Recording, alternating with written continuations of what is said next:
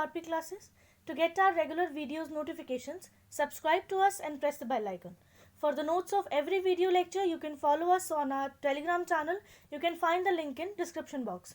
और इसके अलावा हमारे टेलीग्राम का क्विज चैनल जो है उसे भी आप सब्सक्राइब कर सकते हैं, उसका भी जो डिस्क्रिप्शन बॉक्स में आपको लिंक मिल जाएगा. Alright, so let's start our today's topic.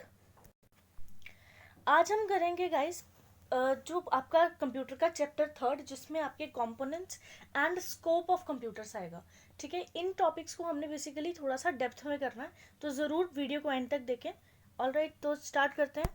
सबसे पहले हम करते हैं डिवाइसेस कौन कौन से होते हैं. कौन कौन से होते हैं डिवाइसेस? Input devices. कंपोनेंट्स में आपके डिवाइसेस आ जाएंगे. कौन कौन से? एक तो input devices and output devices. सबसे पहले हम करते हैं इनपुट डिवाइसेस. ऑलराइट, अब इनपुट डिवाइसेस होते क्या हैं? वो डिवाइसेस जो हार्डवेयर के थ्रू क्या करते हैं, एंड डाटा को एंटर करने में हेल्प करते हैं बाय द यूज़र.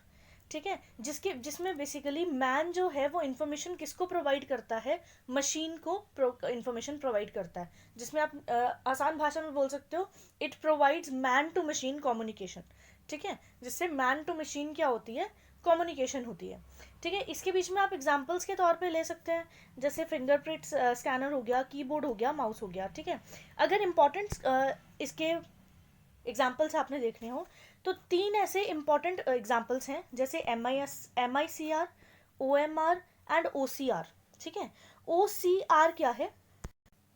आप देख सकते हो इसकी फुल फॉर्म क्या है? Optical character recognition. ठीक है, इसका मतलब है कि कोई भी ऐसी शीट, मान लीजिए कोई शीट है, वो आपकी शीट किसी भी प्रकार से लिखी गई हो, चाहे आप हैंड रिटन की बात कर लें, ठीक है, या फिर वो टाइपराइटर से लिखी गई हो, या फिर किसी भी तरीके की पिक्चर हो या कुछ भी हो, उसको अगर आपने स्कैन करके कंप्यूटर में डालना है.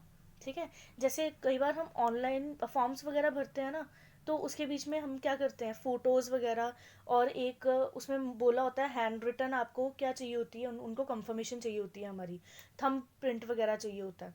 तो उसकी हम एक पेज के ऊपर क्या कर लेते हैं, लिख लेते हैं, या फिर थंब इम्प्रेशन लिख लेते हैं. उसकी पिक्चर जो है वो प्रिंटर के थ्रू कंप्यूटर में डाल लेते हैं. राइट, वो पहले क्या होता है, प्रिंटर के थ्रू कंप्यूटर लैंग्वेज में कन्वर्ट होता है और उसे ब्लिंक किया जाता है ह्यूमन लैंग्वेज में. ठीक है, तो बेसिकली वो क्या होता है, कन्वर्ट करते हैं स्कैन्ड इमेजेस को.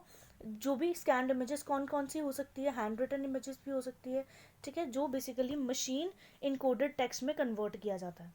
ठीक है, तो उस चीज़ को हम क्या बोलते हैं, OCR. और OCR सॉफ्टवेयर वगैरह जो है वो प्रिंटर के लिए सॉफ्टवेयर यूज़ होते हैं. जैसे अगर हमने प्रिंटर से अपने फ़ोन में कुछ डालना है या कंप्यूटर्स में कुछ डालना है, तो कंप्यूटर्स में इनबिल्ट ही कुछ सॉफ्टवेयर्स ऐसे होते हैं जिसके थ्रू हम उसको अपने फ़ोन में जो है वो डाल सकते हैं, या फिर लैपटॉप में डाल सकते हैं. ठीक है, तो ये भी एक एग्जांपल हो सकता है OCR का. इसके अलावा आ जाता है OMR. अब OMR की फुल फॉर्म क्या है? Optical mark recognition. ठीक है, हम सब ने ऑफलाइन एग्ज़ाम के बारे में सुना होगा, ठीक है ना, और अगर हमने नहीं सुना है तो OMR शीट्स हमने स्कूल्स वगैरह में देखी होगी. ठीक है, क्या होता था, पूरी एक शीट दी जाती थी हमें, और हर एक क्वेश्चन के लिए 4 ऑप्शन जो हैं वो दिए जाते थे. राइट, 4 ऑप्शन उन्होंने दिए होते थे, और चारों के चारों ऑप्शंस में से कोई एक, जैसे ए क्वेश्चन के लिए ये 4 ऑप्शंस हैं, इन चारों में से कोई एक जो है वो आपको क्या करना है, अपने पेन के साथ प्रॉपरली क्या करना है, फिल करना है इस तरीके से. और बीज, फिर नेक्स्ट क्वेश्चन के लिए भी आपको प्रॉपरली क्या करना है, इसको फिल करना है. राइट, जो प्रॉपरली फिल हुआ होगा वही आपकी वो मशीन जो है, वो OMR शीट जो है वो बेसिकली OMR जो मशीन होगी आपकी, वो ही वाला जो क्वेश्चन है उसको रीड कर पाएगी, जिसको आपने अच्छे से प्रॉपरली फिल किया होगा. कहते थे ना टीचर्स कि अच्छे से प्रिंट करना, अदरवाइज कंप्यूटर जो है वो उसको रीड नहीं कर पाता है, तो वो वाला क्वेश्चन आपका स्किप हो जाएगा, वहाँ पे उसका आंसर जो है वो नहीं मिलेगा आपको, उसके मार्क्स आपको नहीं मिलेंगे अगर आपने सही भी किया है लेकिन अगर अच्छे से फिल नहीं हुआ है. राइट, तो ये शीट आपको उस तरीके से मिलती है जिसमें 4 ऑप्शंस दे रखे होते हैं, और जिसमें आपको बेसिकली इस तरीके से फिल करना होता था ब्लैक पेन के साथ. राइट, तो जो अच्छे से प्रॉपरली फिल होता था, जिसमें जो अगर तो आपने सही आंसर क्लिक किया तो आपको 1 या 2 मार्क्स, या जितने भी पर क्वेश्चन उन्होंने मार्क्स रखे होंगे उतने मिल जाएंगे. और जितने भी क्वेश्चंस मान लीजिए नेगेटिव मार्किंग है आपके एग्जाम में, अगर सेकंड क्वेश्चन आपने कर दिया गलत, ठीक है, उसके आपके माइनस हो जाएंगे 0.25 मार्क्स, राइट। तो 0.25 मार्क्स जो हैं वो आपके कट हो जाते थे। तो इस तरीके से आपका फिर टोटल मार्क्स कितने हो जाएंगे 0.75, राइट। 0.75 आपके इस तरीके से मार्क्स हो जाते थे।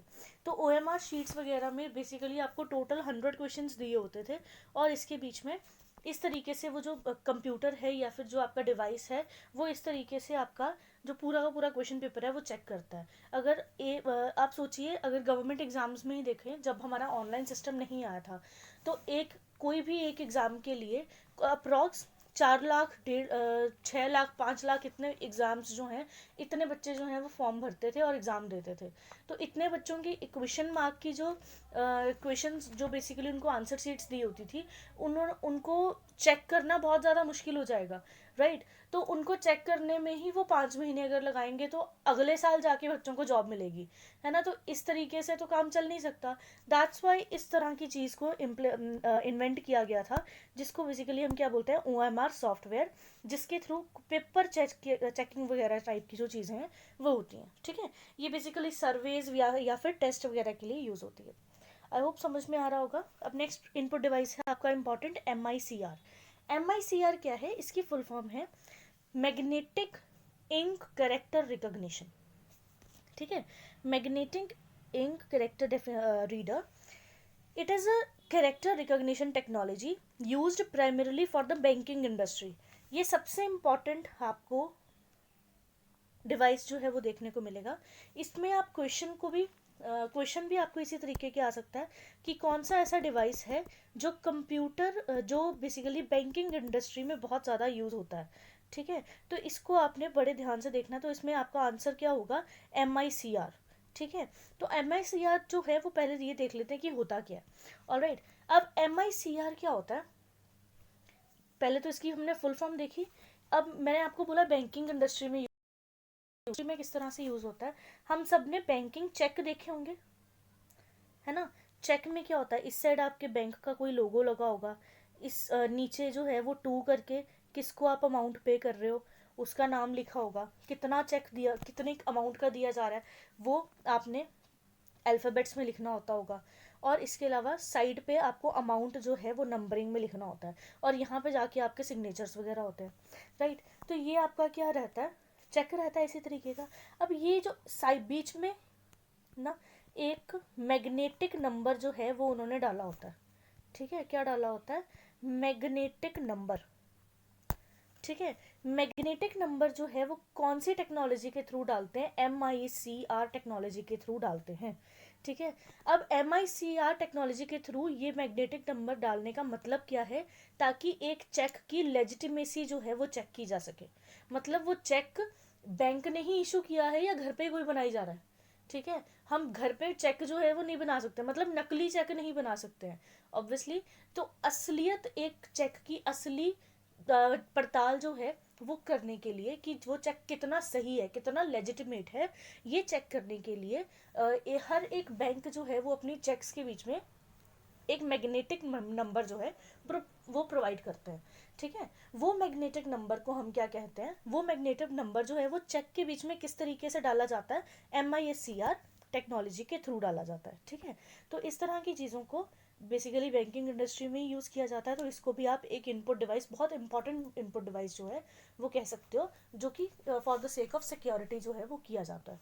ऑलराइट, अगर ये मैग्नेटिक नंबर एक बैंक को, ये हर एक चेक के बीच में जो एक बैंक वाला जो होगा, अगर आप अपना कोई चेक डिपॉजिट करवाते हो बैंक में, तो वो जो पर्सन है वो ज़रूर चेक करेगा, जो बैंक वाले पर्सनस हैं, जो बैंक वाले एम्प्लॉयज़ हैं, वो सबसे पहले यही चेक करेंगे कि जो हमने कोड डाला था, मैग्नेटिक नंबर डाला था उस बैंक में अपने चेक नंबर के ऊपर, क्या ये वही मैग्नेटिक नंबर है कि नहीं, ठीक है। और इसके अलावा क्या मैग्नेटिक नंबर एग्जिस्ट भी करता है उसके अंदर या नकली चेक है, ठीक है ना। तो इन सब चीज़ों को ध्यान में रख के ही वो चेक जो है वो क्या किया जाता है, रोटेट किया जाता है, बैंक से आपके अकाउंट में डिपॉजिट किया जाता है, ठीक है। तो ये बहुत इंपॉर्टेंट चीज़ रहती है बैंकिंग की सिक्योरिटी के पॉइंट ऑफ व्यू से भी। ऑलराइट, तो ये थी आपकी एग्जाम्पल्स ऑफ इनपुट डिवाइसेस। इसके अलावा एक और आपका इनपुट डिवाइस हो सकता है ठीक है, जिसको आप बार कोडर कहते हैं या फिर बार रीडर। बार कोड रीडर जो होते हैं ना, ये उनकी बात हो रही है अब। ठीक है, अब बार कोड रीडर किस तरह के होते हैं? पेटीएम वगैरह यूज़ करते होंगे आप सब, राइट? अगर पेटीएम में वैसे बार कोड का जो है वो अलग सिस्टम होता है कि पेटीएम हो गया या फिर आपका गूगल पे हो गया, इसमें बेसिकली हमने कोड जो है वो क्यूआर कोड स्कैन करना होता है और उसके थ्रू आप जो है वो पैसा जो है वो इधर उधर ट्रांजैक्ट कर सकते हो। बार कोड जो है वो किस तरीके का आपका डिवाइस होगा?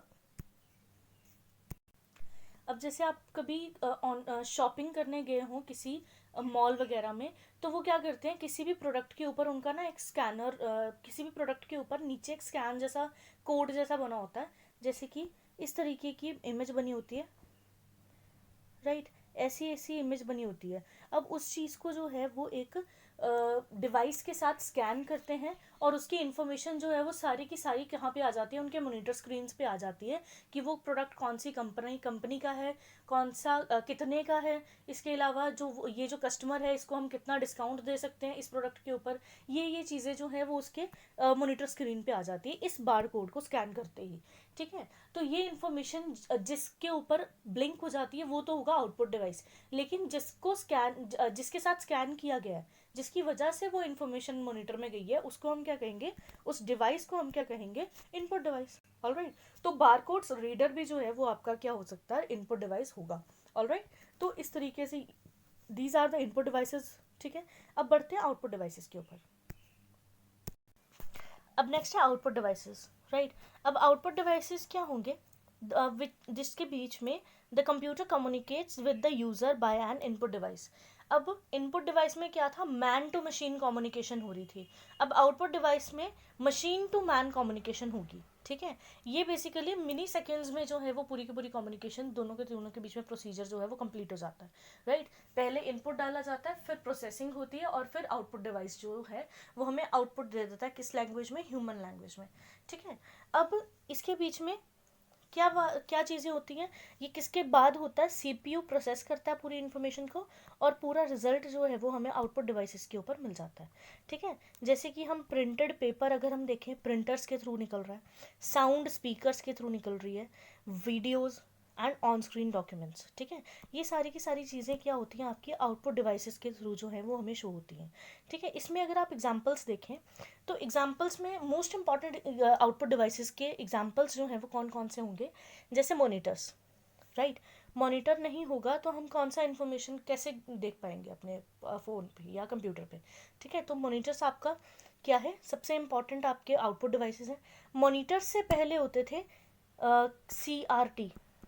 CRT क्या है, कैथोड रे ट्यूब। ठीक है, जो कि साइज़ में बहुत बड़ी होती थी, लेकिन फिर धीरे धीरे आके जो इसकी मॉनिटर्स की जो साइज़ है वो छोटा होने लगा, मॉनिटर्स आ गए।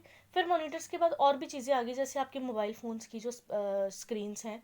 इसके अलावा और भी छोटे, इससे भी छोटे छोटे डिवाइसेस आ गए हैं, जिससे आप क्या कर सकते हो, आउटपुट डिवाइसेस ले सकते हो।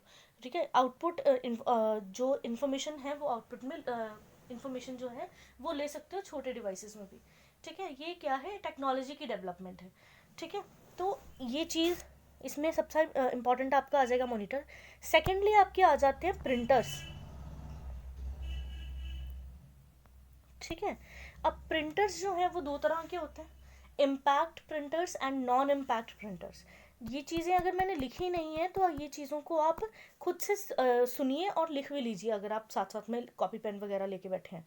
ठीक है, नहीं बैठे हैं तो आप ले लीजिए कॉपी पेन और साथ साथ में लिख ज़रूर लीजिए। ठीक है, तो impact and non impact printers होते हैं दो तरह के। इम्पैक्ट, अब दोनों के दोनों में डिफरेंस क्या है? इम्पैक्ट प्रिंटर्स वो होते हैं जो कि प्रिंटर पेपर के ऊपर, जो भी पेपर आपने डाला हुआ ना प्रिंटिंग के लिए, उसके साथ डायरेक्ट इम्पैक्ट में आते हैं। For example typewriter. ठीक है, फॉर एग्जाम्पल क्या होगा, टाइपराइटर। अब टाइपराइटर किस तरीके का होता है, ये आपका टाइपराइटर है, यहाँ पे एक गोल सी ट्यूब लगी हुई है, यहाँ पे आप अपना पेपर जो है वो ऐसे करके डालते हैं और यहाँ पे उसके बटन्स लगे हुए हैं, राइट? अब बटन्स जैसे ही आप प्रेस करोगे, ठीक है, बटन को आप जैसे ही प्रेस करोगे, यहाँ पे आपने क्या डाला, जोर डाला, यहाँ से प्रेशर जो है वो कहाँ पे जाएगा, इसकी इंक पॉट के ऊपर जाएगा। ठीक है, जहाँ पे आपने बेसिकली इंक डाली हुई है, ठीक है। अब इंक से ऊपर यहाँ पे एक लगा होगा थ्रेड, ठीक है, पीछे की तरफ एक थ्रेड लगा होता है, थ्रेड के ऊपर प्रेशर पड़ता है, और वो थ्रेड का प्रेशर जो है वो बेसिकली कहाँ पे जाएगा, एक और शीट के ऊपर जाएगा, ठीक है। उस इस बटन के साथ वो बेसिकली डायरेक्टली कनेक्टेड होगा। वहाँ पे जिस तरह की भी चीज़ें छपी होंगी, जो भी शेप छपी होगी, वो जाकर पेज के ऊपर छप जाएगी, ठीक है। तो ये बेसिकली डायरेक्टली क्या हो रहा है, एक इम्पैक्ट पड़ रहा है किसके ऊपर, प्रिंटिंग पेपर के ऊपर, ठीक है। हम डालते हैं ना पेज, उसको सेंटर में डालते हैं यहाँ से, ठीक है। अंदर जाके टाइपराइटर में यही उसकी प्रोसेसिंग होती है कि यहाँ से हमने पेज का बटन दबाया, किसी भी अल्फ़ाबेट का बटन दबाया, और यहाँ से जो प्रेशर पड़ता है एक शीट के ऊपर, उसके ऊपर जिस भी तरह का आकार बना होगा, वो इंक के साथ क्या हो जाए, उसके ऊपर इंक लग जाएगी, राइट। और इंक जो है वो पेपर के ऊपर फिर क्या कर देगी, अपना प्रेशर डालेगी, और उस तरह का जो फेस है वो किसके ऊपर छप जाएगा, प्रिंटर के साथ छप जाएगा, जो प्रिंटिंग पेपर है उसके ऊपर छप जाएगा, ठीक है। तो ये चीज़ आपकी क्या रहती है, डायरेक्ट इम्पैक्ट डालती है किसके ऊपर, प्रिंटिंग पेपर के ऊपर।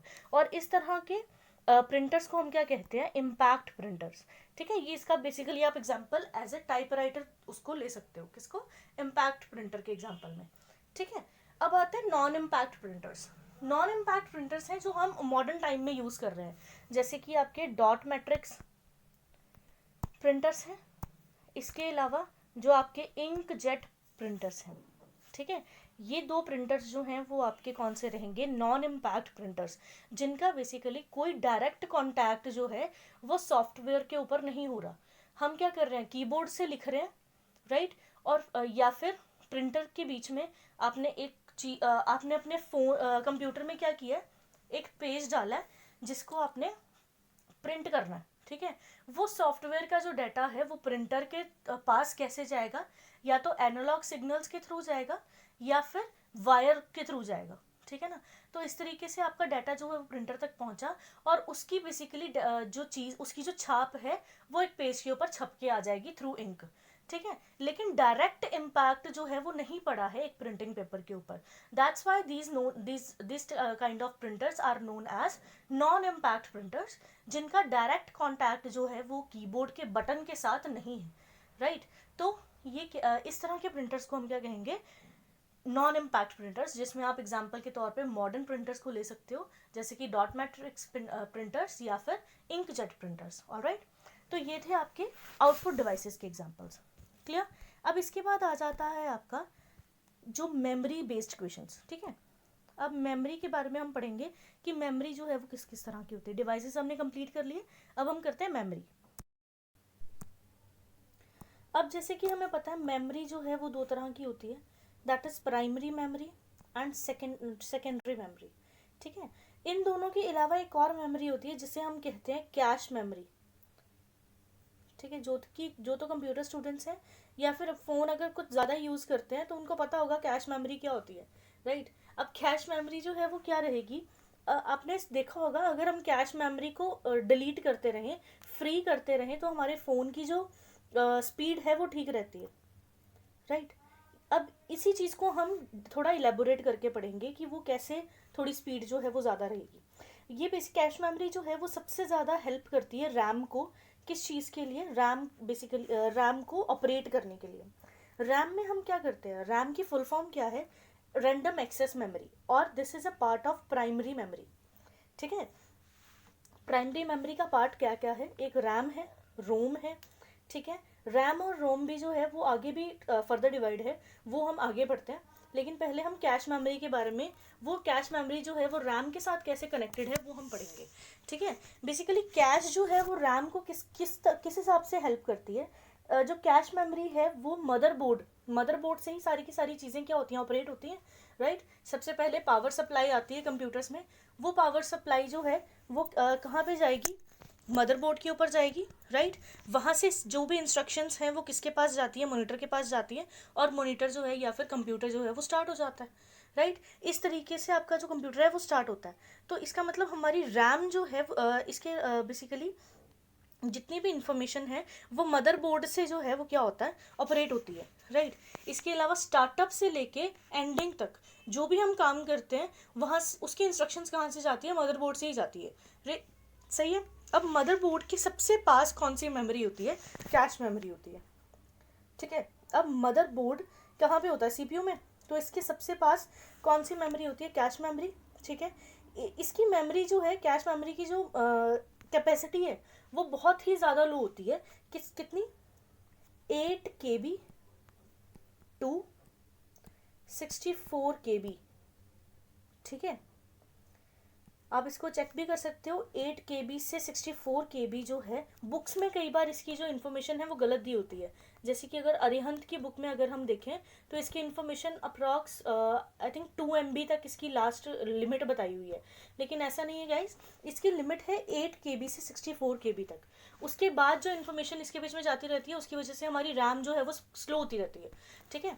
तो कैश मेमोरी की वजह से हमारे प्राइमरी मेमोरी का जो पार्ट है यानी कि रैम जो है वो क्या करता है, ईजिली काम करता है, ठीक है। तो कैश मेमोरी क्या है, ये एक वॉलेटाइल मेमोरी है। वॉलेटाइल का क्या मतलब है, जिसे मिटाया जा सकता है, जिसे डिलीट किया जा सकता है। और ऑब्वियसली जब हम फोन में कैश मेमोरी को डिलीट कर रहे हैं तो ऑब्वियसली ये क्या होगा, वॉलेटाइल मेमोरी ही होगी, ठीक है। और ये किसको कॉम्प्लीमेंट करती है, रैम को कॉम्प्लीमेंट करती है, ठीक है। तो ये बेसिकली इसी वजह से, क्योंकि नियरेस्ट है सीपीयू के, इसलिए इसको, चाहे इसकी मेमोरी लो है लेकिन इसको फास्टेस्ट मेमोरी भी कहा जाता है, ये चीज़ याद रखिएगा।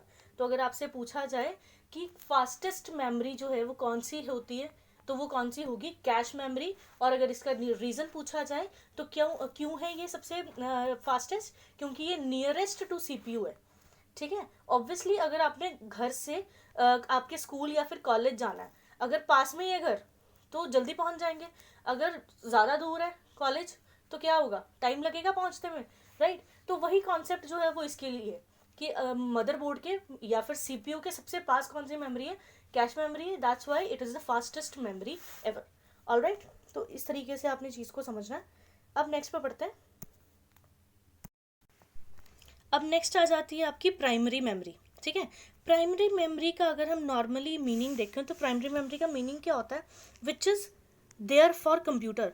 ये वो वाली इंफॉर्मेशन है जो कंप्यूटर यूज़ करता है, ठीक है।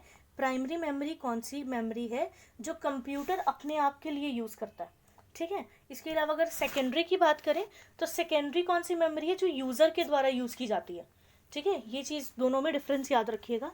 तो प्राइमरी मेमोरी कौन सी है, जो यूज़र, जो बेसिकली कंप्यूटर यूज़ करता है। अब जो इसमें जो डाटा है, अगर डाटा ऑफ हो जाए, स्विच ऑफ हो जाए फ़ोन और हमने चीज़ को सेव नहीं किया है तो क्या होगा, डाटा रिमूव हो जाएगा, उड़ जाएगा, right. It is working memory of the computer, obviously faster than secondary memory. A computer can not run without primary memory. अगर आपके फ़ोन में रैम ही नहीं होगी तो कैसे यूज़ होगा, नहीं चल पाएगा ना फ़ोन। तो वही चीज़ बोली गई है कि एक प्राइमरी मेमोरी जो है उसके बिना जो कंप्यूटर है वो नहीं चल सकता, ठीक है। अब प्राइमरी मेमोरी जो है वो दो टाइप्स की होती है, एक रैम और दूसरा रोम, ठीक है। रैम की फुल फॉर्म क्या है, रैंडम एक्सेस मेमोरी, राइट। और रोम की फुल फॉर्म क्या है, रीड ओनली मेमोरी, ठीक। अब जो रैम है वो क्या है, एक परमानेंट जो बेसिकली ये परमानेंट मेमोरी नहीं है, इसको आप डिलीट कर सकते हैं, ठीक है। और जो डिलीट की जा सके तो ये परमानेंट मेमोरी नहीं है। बेसिकली इसका कुछ हिस्सा जो है, जो हमने सेव किया होगा उसको हम डिलीट कर सकते हैं, और जो चीज़ डिलीट की जा सकती हो उसको हम क्या कहते हैं, वॉलेटाइल मेमोरी, ठीक है। और इसमें जो इन्फॉर्मेशन है, जो भी हमने सेव किया है वो सेकेंडरी स्टोरेज में सेव करने की ज़रूरत पड़ती है ताकि हमारा डाटा जो है वो उड़े ना, ठीक है। क्योंकि रैम में जितना भी डाटा है वो क्या होता है, परमानेंटली सेव नहीं किया जाता, टेम्परेरी सेव। और अगर आप सेव कर लें तो वो रोम में सेव हो जाता है, तो उस चीज़ को हम जो है डिवाइस के बंद होने के बाद अगर आप उसको रीओपन करोगे या रीस्टार्ट करोगे तो फिर से देख पाओगे इन्फॉर्मेशन को, राइट। लेकिन अगर रैम में ही सेव है, यानी कि अगर डिवाइस में आपने सेव ही नहीं किया आपके अपने इन्फॉर्मेशन को, जैसे कि आप पीपीटी बना रहे हो, ठीक है, पीपीटी को आपने कंप्यूटर में सेव नहीं किया, बस बनाई जा रहे हो, वो डाटा कहाँ हो ही जा रहा है आपका, कहाँ पे स्टोर हो ही जा रहा है, रैम में स्टोर हो ही जा रहा है, ठीक है। लेकिन अगर आपके लैपटॉप की बैटरी लो होगी, बंद हो गया वो सेव करने से पहले, या फिर अगर आप पीसी यूज़ कर रहे हो तो लाइट चलेगी पीछे से, तो क्या हो जाएगा, वो सारा का सारा डाटा उड़ जाएगा, और जब लाइट आएगी रीस्टार्ट करोगे तो आपको पीपीटी का कुछ भी वहाँ पे नहीं मिलेगा अगर आपने डाटा को सेव नहीं किया है, ठीक है। लेकिन अगर सेव किया हो तो आपका इन्फॉर्मेशन जो है वो बचा रहेगा, राइट। तो रैम में टेम्परेरीली जो डाटा है वो सेव होता है, और परमानेंट डाटा कहाँ पे सेव होता है, रोम में, ठीक है। ये चीज़ याद रखिएगा। तो ये रहती है आपकी रैम के बारे में बात। अब रैम भी जो है वो दो टाइप का होता है, एक स्टैटिक रैम और एक डायनामिक रैम, जिसको आप SRAM भी कहते हैं, या फिर DRAM भी कहते हैं, ठीक है। अब जो स्टैटिक रैम या फिर डायनामिक रैम है, अब इसका क्या मतलब है। स्टैटिक रैम क्या होता है, ये वो रैम है, ये वो मेमोरी है जो बेसिकली आपकी मेमोरी की चिप के ऊपर ही लगी होती है, ठीक है। इस वजह से ये वाली जो रैम है वो क्या होती है, फास्ट होती है। और अगर डायनेमिक में देखें तो इसको ऑफ चिप मेमोरी भी कहा जाता है, ठीक है। इसके लिए बेसिकली हमें कैपेसिटर लगाना पड़ता है, ठीक है, जो बेसिकली थोड़ा सा स्लो हो जाता है, ठीक है, जिसमें बेसिकली डाटा को या फिर कंप्यूटर को जिसमें बार बार रिफ्रेश करने की ज़रूरत पड़ती है, ठीक है। तो ये होता है डायनेमिक एंड स्टैटिक रैम। इसके बाद आ जाता है रोम। अब रोम की फुल फॉर्म क्या है, रीड ओनली मेमोरी, ठीक है। रीड ओनली मेमोरी का मतलब क्या हो जाएगा आपका, रीड ओनली मेमोरी जो है ये आपकी परमानेंट मेमोरी है, जिसका मतलब आप इसको क्या कह सकते हैं, नॉन वॉलेटाइल मेमोरी भी कह सकते हैं, ठीक है। वॉलेटाइल मेमोरी क्या है, जिसको इरेज किया जा सकता है, नॉन वॉलेटाइल मेमोरी क्या है, जिसको इरेज नहीं कर सकते हम, ठीक है।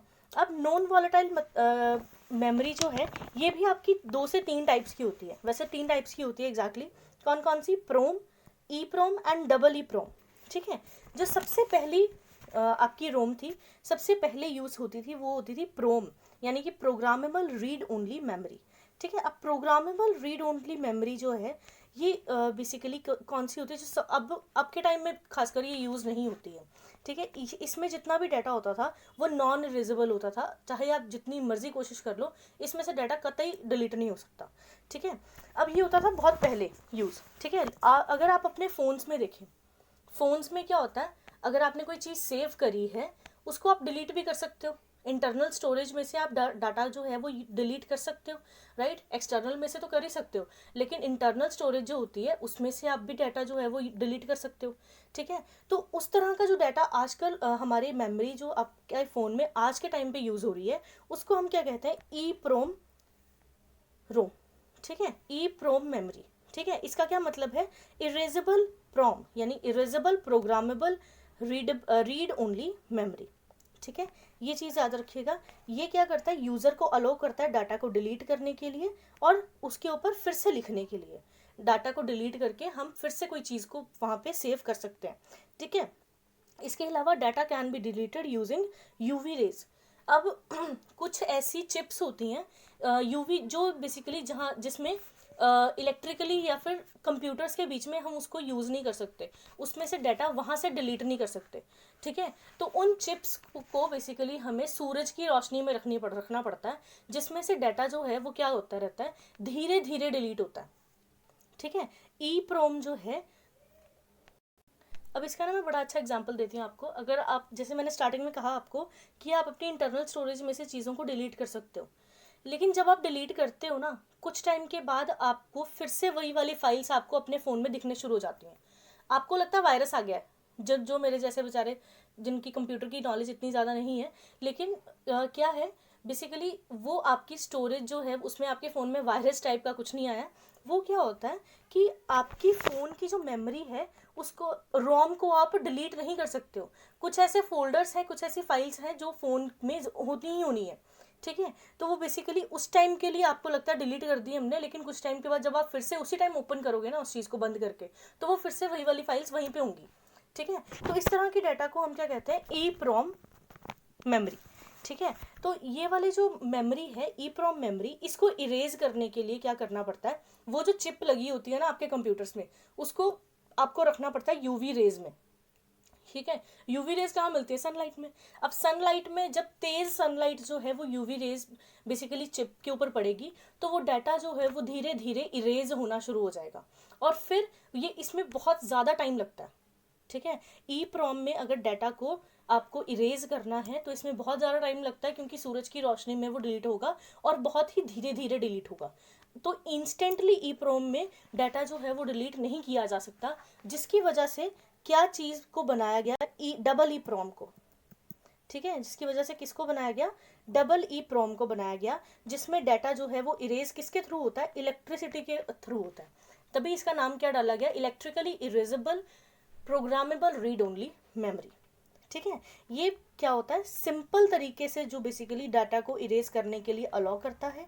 ठीक है। जिसमें इंसान का बहुत ज़्यादा टाइम जो है वो बच जाता है, और इस वजह से ये बहुत ज़्यादा एक्सपेंसिव भी होता है। अब देखिए, जो प्रॉम है वो पहले के टाइम में बहुत ज़्यादा यूज़ होता था, तो प्रॉम में डाटा को इरेज नहीं कर सकते थे। ठीक है। उस वक्त हमें डाटा को इरेज करने की ज़रूरत नहीं थी, इसलिए प्रॉम यूज़ होता था। लेकिन कुछ टाइम के बाद डाटा को इरेज करने की ज़रूरत पड़ी, तो ई प्रोम जो है वो यूज़ होने लगा। आपके डिवाइसेस में, फ़ोन्स में, कंप्यूटर्स में ई प्रोम ही यूज़ किया जाता है, लेकिन ज़्यादातर इसका यूसेज नहीं होता। राइट। ई प्रोम जो है वो ज़्यादातर यूज इसका होता ही नहीं है आपके फ़ोन्स में, क्योंकि किसके पास इतना टाइम है कि उसकी चिप निकालेंगे और धूप में रखेंगे और उसका डाटा जो है वो डिलीट होता हो जाएगा स्लो स्लो। राइट। और ये वाला डाटा जो है वो परमानेंटली डिलीट हम अपने आप with the help of phone या फिर विद द हेल्प ऑफ हमारे इनपुट डिवाइसेस नहीं कर सकते। ठीक है। तो इस वजह से ई प्रोम हमारे फ़ोन्स में या फिर हमारे कंप्यूटर्स में यूज़ ज़रूर होता है, लेकिन इसका यूसेज जो है वो ना के बराबर होता है। अब क्योंकि ई प्रोम क्या होता था? बहुत महंगा होता था, और डबल ई प्रोम भी बहुत महंगा है। ठीक है। अब ई प्रोम के लिए मैंने बहुत महंगा होता था क्यों बोला? क्योंकि अब के टाइम में इसकी चीज़ें, इसका यूसेज जो है वो बढ़ गया है। अब कहते हैं ना, डाटा जो हमारी डिमांड एंड सप्लाई की पॉलिसी है, जितनी ज़्यादा डिमांड होगी, ठीक है, उतना ही चीज़ जो है वो सस्ती होनी शुरू हो जाती है। तो ई प्रोम की आज के टाइम में जो आपकी डिमांड है वो बढ़ चुकी है। ठीक है। इस वजह से इसकी जो एक्सपेंस है, वो खर्चा जो है वो कम हो गया। आप देख सकते हैं, अगर हम नॉर्मली एग्जांपल लें तो जब कंप्यूटर्स बनना स्टार्ट ही हुए थे, तब आपके कंप्यूटर्स बहुत ज़्यादा कॉस्टली होते थे, लैक्स में इसकी जो है वो जाती थी। राइट। एप्पल के कंप्यूटर की बात नहीं कर रही हूँ, जो स्टार्टिंग में हमारे कंप्यूटर स्टार्ट हुए थे उस वक्त इसकी लाख में जो है वो इसका एक्सपेंस जाता था। लेकिन अगर अभी की बात करें तो आपको थाउजेंड्स में, 25-30,000 या 40,000 में अच्छा लैपटॉप या फिर कंप्यूटर जो है वो मिल जाता है। राइट। तो इस तरह से आप जब जैसे जैसे आपकी किसी चीज़ की मार्केट में डिमांड बढ़ती है, वैसे वैसे उसके एक्सपेंसेस जो हैं वो कम होना शुरू हो जाते हैं। तो यही चीज़ किसके साथ हुई? ई प्रोम के साथ, इसलिए ये एक्सपेंसिव जो है वो कम हो गया। और तो लेकिन डबल ई प्रोम जो है वो अभी भी महंगा है। तो क्यों? क्योंकि इसका यूसेज जो है वो अभी इतना ज़्यादा नहीं है। तो गाइज, आई होप आपको समझ में आ गया होगा। ठीक है। ये थी आपकी प्राइमरी स्टोरेज के बारे में बात, प्राइमरी मेमोरी के बारे में बात। वीडियो में अब हम करेंगे सेकेंडरी मेमोरी। ठीक है। अब जो भी डाउट्स वगैरह हैं आप मुझे कमेंट सेक्शन में भी कमेंट करके बता सकते हैं, या फिर टेलीग्राम चैनल पे हमारा चैनल है आरपी क्लासेस करके, जिसका लिंक आपको डिस्क्रिप्शन बॉक्स में मिल जाएगा। तो वहाँ पे भी आप हमें क्वेश्चंस जो हैं वो पूछ सकते हैं। ठीक है। जो भी आपके डाउट्स वगैरह रहते हैं, ठीक है, उसमें आप मुझे डाउट वहीं पे पूछ लीजिए टेलीग्राम पे।